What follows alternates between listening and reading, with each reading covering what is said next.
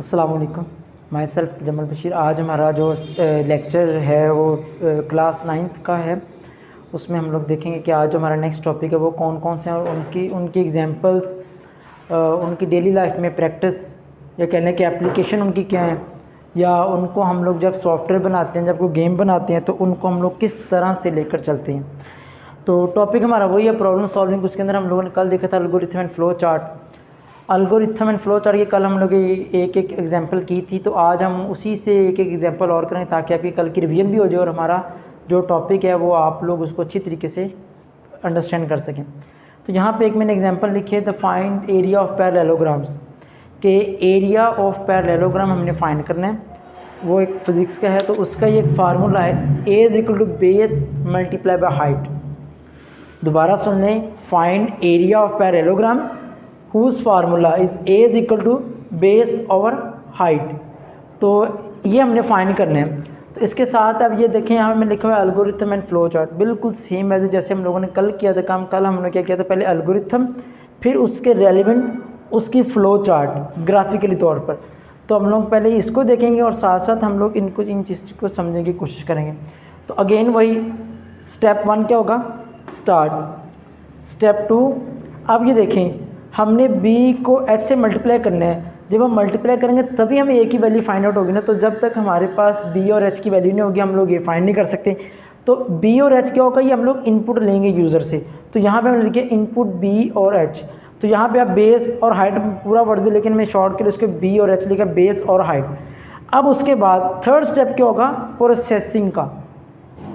Processing क्या, ये देखें मल्टीप्लिकेशन का साइन जो इसको प्रोसेस करेगा, हम जो भी वैल्यू इसके अंदर देंगे तो वो प्रोसेसिंग आ जाएगा। सेट एरिया, सेम वही फार्मूला हमने a is equal to B multiply by h हमने कर दिया। फोर्थ स्टेप में क्या किया, आउटपुट या प्रिंट एरिया। अब ये देखें जब इसको हम लोग कोई भी वैल्यूज़ देंगे मल्टीप्लाई करेंगे तो वैल्यू आपकी स्टोर होगी एरिया के अंदर, और एरिया को हम लोग शो करवा देंगे इसके अंदर, आउट एरिया करवा देंगे। और स्टेप 5 पे आपका स्टॉप हो जाएगा, एंड हो जाएगा। दोबारा सुन लें इसको, ये हमारा एक फार्मूला है, ये उसने स्टेटमेंट एक दी हुई है, या आपको स्टेटमेंट दे दी, आपको ये फार्मूला इस तरह का दे दी। तो b मल्टीप्लाई बाय h हमारा फार्मूला है, हमें यहाँ पे एरिया फाइंड करना है, लेकिन हमारे पास ना बेस है ना हमारे पास हाइट है। तो हम लोग क्या करेंगे, स्टार्ट के बाद इनपुट लेंगे, इनपुट के बाद वो प्रोसेसिंग करेंगे, उसके बाद उसको शो करवाएंगे, उसको स्टॉप कर देंगे। अब यही स्टेप्स अगर हम लोग देखें तो हमने इसको इधर लेके जाना है फ्लो चार्ट की तरफ। जब हम फ्लो चार्ट की तरफ जाते हैं तो कल आपने सिंबल्स पढ़े तो आपने बस वही सिंबल्स ज़हन में रखने हैं और इधर से ये वैल्यूज़ उठा के उन सिंबल्स के अंदर सिंपली आपने पुट करते जानी। जैसे कि पहला start symbols, input symbols, processing का सिंबल्स, और प्रिंट का आ गया, और उसके बाद स्टॉप है तो उसको हम स्टॉप एंड करते हैं। तो वही काम है जो हम लोगों ने कल किया, सिर्फ और सिर्फ यहाँ पे इसको हमने इसके अंदर मर्ज कर दिया। मतलब कि इसको हमने एक्चुअल रिप्रेजेंटेशन जितनी भी थी हमारी उसको हमने इसके अंदर शो आउट करवा दिया 1 by 1। तो दो चीज़ें हम लोगों ने पढ़ी, सीक्वेंस ऑफ स्टेप्स।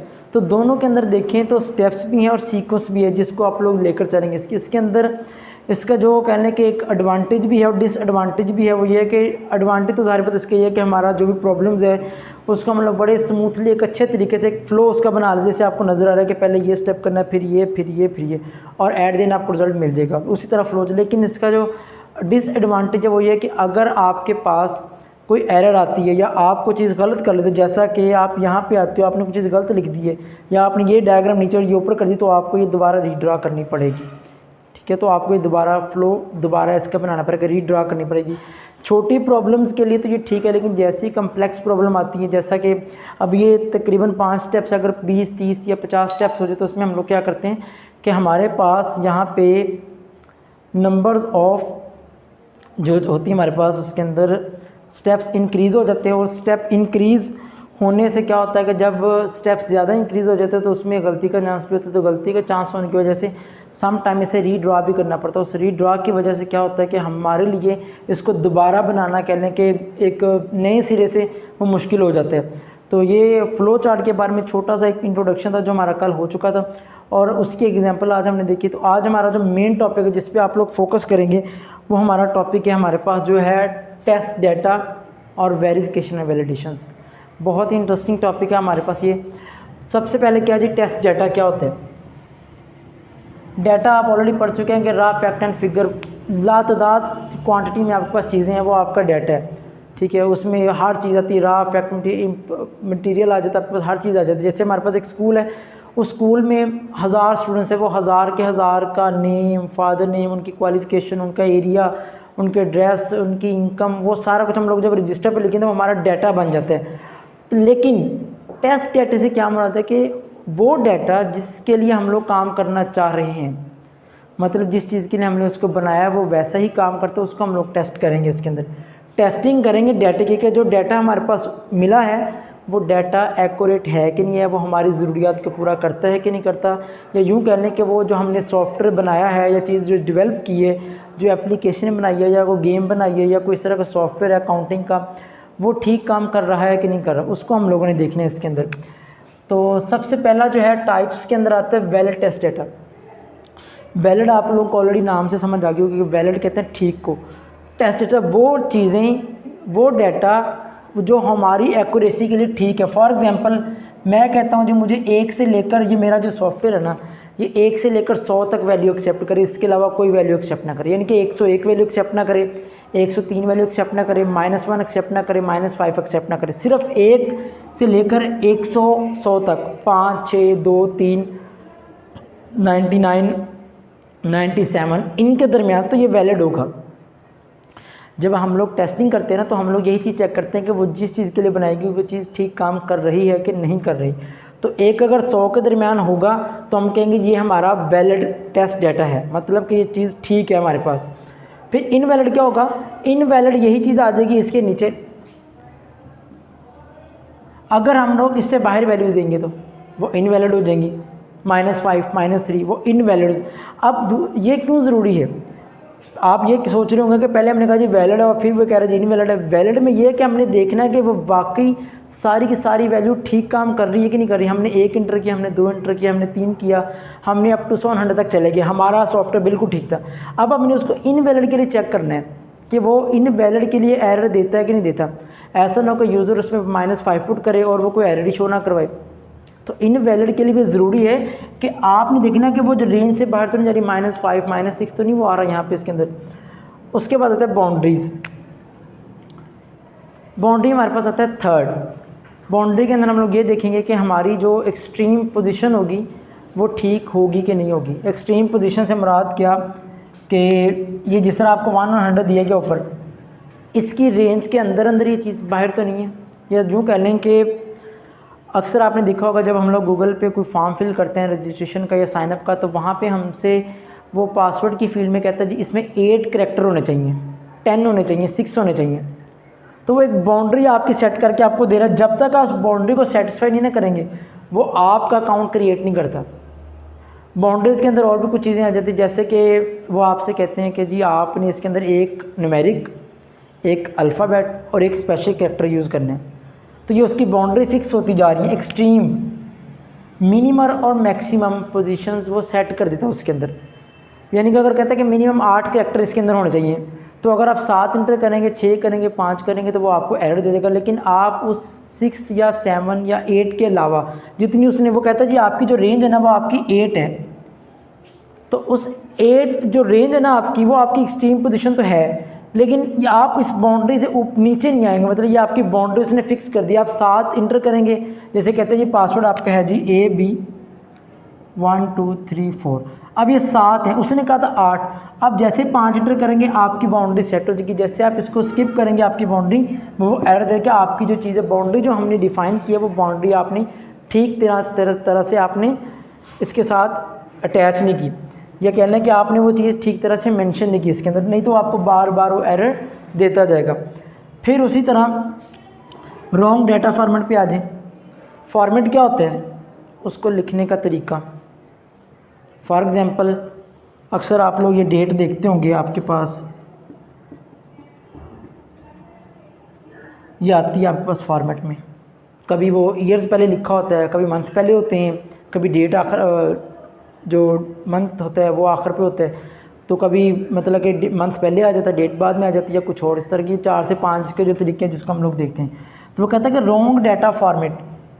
आप ये भी देखें कि जो वो फॉर्मेट कह रहे हैं आप वही इंटर कर रहे हैं, कोई और फॉर्मेट इंटर कर रहे हैं इसके अंदर। फॉर एग्जांपल के तौर पर उसने कहा जी आपने पहले डेट इंटर करनी है, ठीक है, फिर आपने मंथ इंटर करना है, फिर आपने ईयर्स इंटर करना है। लेकिन आप क्या कर रहे हैं, पहले आप दूसरी तरफ जा रहे हैं, मतलब पहले मंथ लेकर आ रहे हैं, कोई और चीज़ लेकर आ रहे हैं, आप ईयर लेकर आ रहे हैं। जो आपको कह रहा है आप वो नहीं कर रहे काम। दूसरे इसकी एग्जांपल क्या हो सकती है, रॉन्ग डाटा फॉर्मेट से क्या मुराद हो सकता है कि आपको वो कह रहा है कि आपने सिर्फ और सिर्फ नंबर ही इंटर करने हैं, आप वहाँ पे अल्फ़ाबेट इंटर कर रहे हैं, तब भी वो रॉन्ग डाटा फॉर्मेट में आ जाएगा। फॉर एग्जांपल हम लोग फेसबुक पे या गूगल पे कोई भी फॉर्म फिल करते हैं तो वो कहता है जी इंटर यूज़र नेम या फर्स्ट नेम। अब ऑब्वियसली हम लोग क्या होता है कि फ़र्स्ट नेम जो होता है, ये लास्ट नेम होता है, ये फादर नेम होता है, ये हमारा अल्फ़ाबेट्स के होते हैं, जैसे अली है, अहमद है, जैन। हम लोग इसके साथ 1 2 3 यूज़ नहीं करते। जैसे वो कहता है जी अपना नंबर अपना नेम इंटर करें, तो वो जो फॉर्मेट है ना, अगर आप वहाँ पे मतलब अली 1 2 लिखेंगे तो वो कहेगा ये रॉन्ग फॉर्मेट है, क्योंकि जो वो कह रहा है कि आपने सिर्फ लिखना ही करेक्टर है, अल्फ़ाबेट आपने लिखने है, आपने और कोई चीज़ें लिखनी ही नहीं है उसके अंदर। तो ये फॉर्मेट का भी आपने ख्याल रखना है कि वो फॉर्मेट जो हम मतलब कि वो हमें जो कहा गया था वो फॉर्मेट के अकॉर्डिंग ही हमारा सॉफ्टवेयर काम कर रहा है कि नहीं कर रहा। Last, absent data. अब ये क्या चीज़ होती है, एब्सेंट डाटा होता है जी कि हमारे पास समटाइम्स फार्म्स के अंदर आपको पता होगा कि एक फार्म आपको बना हुआ मिल जाता है, उसके अंदर कुछ स्टैरिक लगे होते हैं, कुछ के अंदर स्टैरिक नहीं लगे होते। जो स्टैरिक लगे होते हैं वो होते हैं कंपल्सरी चीज़ें, वो आपने लाजमी देनी होती है। जैसा कि वो कहता है जी आपने अपना आईडी कार्ड नंबर एंटर करना है, अपना नेम देना है, अपना पासवर्ड देना है, अपनी जीमेल देनी है, वो आप कंपल्सरी लिखते हैं। एब्सेंट डाटा क्या होता है कि एब्सेंट के अंदर आपको वो आप पे छोड़ता है कि आप वो इंटर करें या ना करें, ऑप्शनल जिसको आप कह लें। ऑप्शनल जो होती चीज़ें वो यूज़र पे छोड़ देता उसको कि यूज़र वो चाहे तो इंटर कर दे, वो यूज़र नहीं चाहता तो उसको मत इंटर करें। फॉर एग्ज़ाम्पल आप ऑनलाइन जॉब के लिए अप्लाई करते हैं तो वहाँ पे लिखा होता है एक्सपीरियंस का, वो कहते हैं जो ऑप्शनल है, हमें एक्सपीरियंस बनना चाहिए नहीं है, लेकिन अगर आपके पास एक्सपीरियंस है तो आप मेंशन कर दें उसके अंदर, ठीक है। तो वो आप ऑप्शनल मतलब आप ऐड कर भी सकते हैं और आप ऐड नहीं भी कर सकते, ठीक है। सेकंड क्या, हम लोग ऑनलाइन कहीं और अप्लाई करते हैं तो वहाँ पे अक्सर पासपोर्ट नंबर क्या कहते हैं, तो वो आप पासपोर्ट नंबर वो कहता है कि अगर आपका है तो इंटर कर दें, अगर नहीं है तो आप वैसे करते हैं। मतलब कुछ चीज़ें ऐसी होती हैं जो कंपल्सरी होती हैं, मतलब कि उनका लिखा जाना ज़रूरी है उसके अंदर, और कुछ का नहीं भी होता, कुछ आप स्किप कर, जैसे एब्सेंट डाटा आप अगर स्किप कर देंगे तो ये इसका कोई इशू नहीं इतना होगा। मतलब कि तो मतलब ये कि एब्सेंट डाटा भी हमारे पास सम टाइम होता है, हमने उसको भी ज़हन में रखना है कि एब्सेंट भी चीज़ें कुछ आ सकती हैं, कुछ के लिए चीज़ें फ़िक्स भी हो जाती हैं, ठीक है। जैसे कि अगर हम लोग ऐसा करते हैं, हम लोग ऑनलाइन किसी जॉब पोर्टल पे अप्लाई करते हैं, जैसे कि पाकिस्तान है, तो पाकिस्तान में अमूमन वो हमसे कहते हैं कि अपना आईडी कार्ड नंबर एंटर करें, वो कंपलसरी होते हैं, और उसके नीचे उन्होंने लिखा होता है जी पासपोर्ट नंबर। अब वो जॉब जो है वो पाकिस्तानी होल्डर और फॉरेन दोनों अप्लाई कर सकते हैं। अब उन्होंने कंडीशन लगा दी है कि जो पाकिस्तान वाले हैं, मतलब कि जो उनकी पाकिस्तान में कंपनी है, वो बंदे अपने आईडी कार्ड नंबर पे अप्लाई करें, और जो फॉरेन आना चाहते हैं, मतलब कि इधर आकर काम करना, वो अपना पासपोर्ट नंबर इंटर करें। अब यहाँ पे दो चीज़ें हैं, तो दोनों जो है ना वो आपके पास एब्सेंट डाटा में आती हैं। क्यों? पाकिस्तानी वाले के पास एक चॉइस कौन सी है, पासपोर्ट वाली, वो छोड़ सकते हैं उसको, या पासपोर्ट वाला लिख सकते हैं, और जो दूसरे वाले हैं वो उसके CNSA वाले के कर सकते हैं, मतलब उनमें से कोई एक वो स्किप कर देगा, जैसे उसकी वो मर्जी होगी। तो वो एब्सेंट डाटा में क्या चीज़ आएगी कि वो चीज़ें जो मतलब कि ऑप्शनल होगी उनको वो स्किप कर सकता है, और उस ऑप्शनल को स्किप करने पे हमारे जो टेस्टिंग है उस पर क्या फ़र्क पड़ता है। तो ये हम लोग इसके अंदर देखेंगे। अगर वो चीज़ इंटर नहीं करता, कोई एरर शो करवानी, कोई मैसेज शो करवाना या कुछ नहीं शो करवाना, तो उसको हम लोग इसके अंदर देखते हैं। ये हमारी कुछ 5 टाइप हैं टेस्ट डेटा की। अब हम चलते हैं वेरिफिकेशन एंड वैलिडेशन की तरफ। वेरिफिकेशन क्या होती है और वैलिडेशन, या आप लोगों ने अक्सर नाम सुना होगा इसके बारे में, लेकिन मुझे लगता है कि इसके बारे में कुछ ख़ास नहीं पता होगा, क्योंकि आई थिंक ये नई टर्म है। और सॉफ्टवेयर के हवाले से या कंप्यूटर साइंस की फील्ड के बारे में वेरिफिकेशन और वैलिडेशन क्या चीज़ होती है उसको हम लोग देखेंगे। ये जो चीज़ है ना, ये एक बंद कमरे का काम है। Solving same problem for which it is designed. Verification मतलब कि एक कंपनी है, उसने एक चीज़ बना दी है, सॉफ्टवेयर बना दी है, वो अपने हद तक देखेगी कि हमने काम ठीक किया है, ठीक है ना। तो वो मतलब यूज़र का भी कोई एक बंदा आते हैं, वो कहते हैं हमें फ़लाँ सॉफ्टवेयर चाहिए, वो रिक्वायरमेंट पेज पर लिखकर उनको दे के चला गया, तो उसके बाद कंपनी क्या करेगी, कंपनी सॉफ्टवेयर को बनाएगी और वेरिफिकेशन उसकी करेगी अपने तौर पर। कैसे अपने तौर पर करेगी उसकी वेरिफिकेशन, कि वो चीज़ ठीक बन गई है कि नहीं बन गई, अपने तौर पर उसको देखेगी। वैलिडेशन क्या होगी, ये यूज़र चला जाएगा लेकर उसको, यूज़र उसको चेक करेगा कि वो जो चीज़ मैंने कही थी वो उन्होंने वही डेवलप करके दिया, कुछ और मुझे दे दिया। वेरिफिकेशन क्या होगी, कंपनी लेवल तक होगी, उसके अंदर तक होगी। और जो वैलिडेशन होगी ना, ये उस यूज़र ने चेक करना है कि वो ठीक तरह से बनी है कि नहीं बनी। Solving same problem for which it is designed, ये वो कंपनी चेक कर रही है जिसने उसको बनाया है। उसमें वो कैसे चेक करेगी, वो वैल्यू देकर चेक करेगी, जो हमने भी पढ़ी है इसके अंदर, कि ये वैल्यू चेक करेगी, बाउंड्री चेक करेगी, उसकी रॉन्ग डाटा, ये सब कुछ वो चेक करके वो उसने तसल्ली अपनी कर ली, वो वेरीफाई उसने कर दिया, ठीक है। अब वैलिडेशन कौन करेगा इसकी, जिस बंदे ने इसको परचेज़ करना है, जिस बंदे ने इसका ऑर्डर दिया हुआ, वो देखेगा कि मैंने जिस काम के लिए इनको हायर किया था वो मुझे करेक्ट दे रहे हैं कि नहीं दे रहे होते। इसकी एग्जांपल क्या होगी, सबसे पहले एक बड़ी इंटरेस्टिंग एग्जांपल हमारे पास आती है पिज़्ज़ा ऑर्डर की। आप लोग जाते हैं फास्ट फूड शॉप पे, आप पिज़्ज़ा ऑर्डर करते हैं, आप कहते हैं जी हमारी रिक्वायरमेंट क्या जी, हमारा जो पिज़्ज़ा है ना वो चिकन हो प्लस लेस स्पाइसी हो। आपने ये रिक्वायरमेंट देकर उस पर्सन को भेज दिया, वेटर को, वेटर चला गया, वेटर पिज़्ज़ा लेकर आ गया। तो अब वेरिफिकेशन क्या होगी और वैलिडेशन क्या होगी, पहले तो उसने अपने तौर पर अंदर देखा कि मुझे जो कहा गया तो वो उसने वही प्रिपेयर किया। अब वो बाहर आ गया, कस्टमर ने उसे पिज़्ज़ा पकड़ा, उसने देखा, सबसे पहला जो उसका काम था उसने वो देखा कि वो चिकन वाला ही था या वेजिटेरियन या कुछ और था। तो वो जो चिकन वाला था, अगर वो चिकन ही था तो इट मीन्स कि जो उसको कहा गया था उसने वो तो कर दिया, जो उसने उसको कहा था वो तो उसने कर दिया। वेरिफिकेशन उसकी होगी कि वाकई उसने पिज़्ज़े की जो रोटेशन थी, मतलब कह लें कि उसकी जो शेप थी, उधर से उसने देखा, उसको नज़र आ गया कि चिकन इसके ऊपर लगा हो तो ये चिकन, ये उसकी वेरिफिकेशन होगी यूज़र की। अब जो वैलिडेशन है वो कैसे चेक करेगा, उसकी वैलिडेशन चेक होगी जब वो उसको खाएगा। तो मतलब उसने कहा था लेस स्पाइसी, उसकी दो रिक्वायरमेंट देगी, तो उसने कहा चिकन, दूसरे लेस स्पाइसी होगा। तो जब चिकन पे वेरिफिकेशन होगी, जब लेस स्पाइसी है, जब तक वो खाएगा नहीं उसको पता नहीं, जब वो खाएगा फिर वो उसको वैलिडेट करेगा ये चीज़ करेक्ट थी या नहीं करेक्ट थी। दोबारा सुन लें, पहले उसने कुछ रिक्वायरमेंट उसको दे दी कि ये इसके अंदर, जब वो चीज़ लेकर आता है तो सबसे पहला काम यूज़र क्या करता है, वो उसको चेक करेगा कि वो चिकन है या कोई और किस्म का लेकर आया है।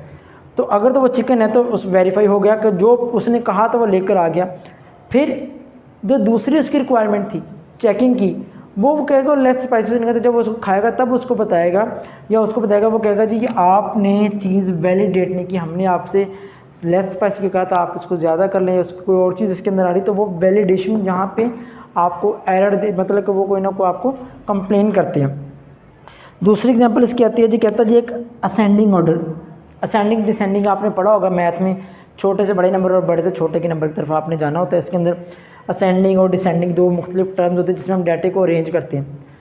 अब आपका टीचर जी आपसे कहते हैं जी आपने ना एक फ़्लो चार्ट या एक प्रोग्राम लिखना है किसी प्रोग्रामिंग लैंग्वेज के अंदर, ठीक है।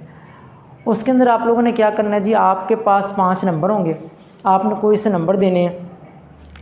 फॉर एग्ज़ाम्पल आप नंबर देते हैं जी 1 2 3, वो कहता जी इसको उल्टा लिख दे, वो 3 2 1 कर दे उसको।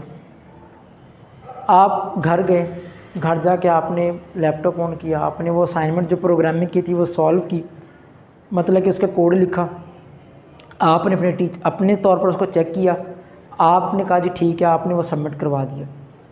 अब टीचर ने क्या करना है, टीचर ने वेरिफिकेशन और वैलिडेशन देखनी उसकी। वेरिफिकेशन कैसे देखेगा, टीचर उसको चलाएगा सॉफ्टवेयर को और देखेगा, अगर तो कोई एरर नहीं आती, मतलब कि बग फ्री है, कोई एरर नहीं है, किसी सिंगल लाइन की कोई ग्रामर की कोई एरर नहीं है, उसने कहा जी वेरीफाई कर दिया, ठीक है जी चीज़ चल रही है, चीज़ चलने में कुछ और है, उसके रिज़ल्ट एक्यूरेट आने में कुछ और होता है। अक्सर होता है कि चीज़ें चल ठीक है लेकिन वो हमें वो रिज़ल्ट नहीं सही तरह से वो दे रही होती। तो ये इनका थोड़ा सा डिफरेंस है कि वो चीज़ चलना या उसका एग्जीक्यूट होना कुछ और है, उसका जो रिज़ल्ट हमें चाहिए वो कुछ और होती है। तो इसमें अगर देखें, टीचर ने उस असाइनमेंट को चलाया, चलाने के बाद उसने देखा कि वो चीज़ चल रही है लेकिन वो हमें रिज़ल्ट नहीं दे रही, चीज़ चल तो गई, वेरीफाई हो गया, लेकिन वो हमें 3 2 1 की बजाय वो हमें दे रहा है जी, रिज़ल्ट हमें नीचे दे रहा है 3 1 2। अब ये देखिए, ये वैलिडेशन जो है ना, ये वैलिडेशन नहीं सही हो रही इसकी, ये हमारी वैलिडेशन यहाँ पे आकर ख़राब हो रही इसकी। समझ आ गई इस बात की? दोबारा सुन लें, वेरिफिकेशंस और वैलिडेशंस। मैंने भी आपको एग्जांपल दी कि आपको एक सॉफ्टवेयर बनाते हैं, वो टीचर आपसे कहता है कि आपने करके आपने उसको लिखा, पढ़ा, बना लिया उसको, आपने टीचर को सबमिट करवा दिया। सबमिट करवाने का टीचर ने उसको वेरीफाई भी करना है और वैलिडेट भी करना है। वेरीफाई करने से क्या मुराद है कि उसको वो चला के देखेगा वो चीज़ चल ठीक रही, उसने देखा जी वो एग्जीक्यूट होगी, कोई एरर नहीं है नीचे। अब वैलिडेट क्या होगा, वैलिडेट में वो देखेगा कि मैंने कहा था 3 2 1 हो, यहाँ पे आ रहा 3 1 2। इट मीन्स कि वो आपकी जो वैलिडेशन है वो वैलिडेशन आपकी ख़राब होगी, मतलब कि वो आपका रिज़ल्ट एक्यूरेट नहीं दे रही। तो दोबारा सुनने इसको, टेस्ट डेटा को हम लोगों ने देखा, ठीक है। उसके अंदर ये 5 मुख्तलिफ जो टाइप्स थी उसकी, वैलिड क्या होता है, इनवैलिड क्या होता है, बाउंड्रीज, रॉन्ग, एब्सेंट, ठीक है। वैलिड में हमारे पास जो एक रेंज दी जाती है वही उसके अंदर ठीक होगी। इनवैलिड के अंदर अगर हम उस रेंज से बाहर जा रहे हैं, मतलब कि उस रेंज से ऊपर नीचे वैलिड, बाउंड्री जो हमें लिमिट दी गई है हमने उस लिमिट के अंदर रहना है। जैसा कि मैंने आपको पासवर्ड की एग्जांपल यहाँ पे दी, या कह लेंगे मिनिमम और मैक्सिमम पोजीशन उसकी, मिनिमम एंड मैक्सिमम पोजीशन उसकी, मतलब कि मिनिमम 8 डिजिट, मैक्सिमम 16, ठीक है। तो वो उसकी बात। रॉन्ग डाटा फॉर्मेट के आपको डाटा दिया गया है, आपको कहा गया जी आपने 1 2 3 इंटर करना है, आप वहाँ पे अल्फ़ाबेट इंटर कर दें, आपसे वो कहता है जी आपने डेट लिखनी है 15 दिसंबर 2000, आप दिसंबर DEC की वजह आप वहाँ पर लिख दें 1 2, वो भी फॉर्मेट गलत है क्योंकि उसने कहा ही नहीं आपसे करने का। वो आपको साथ में बॉक्स में बताएगा कि ये चीज़ आपने करनी है।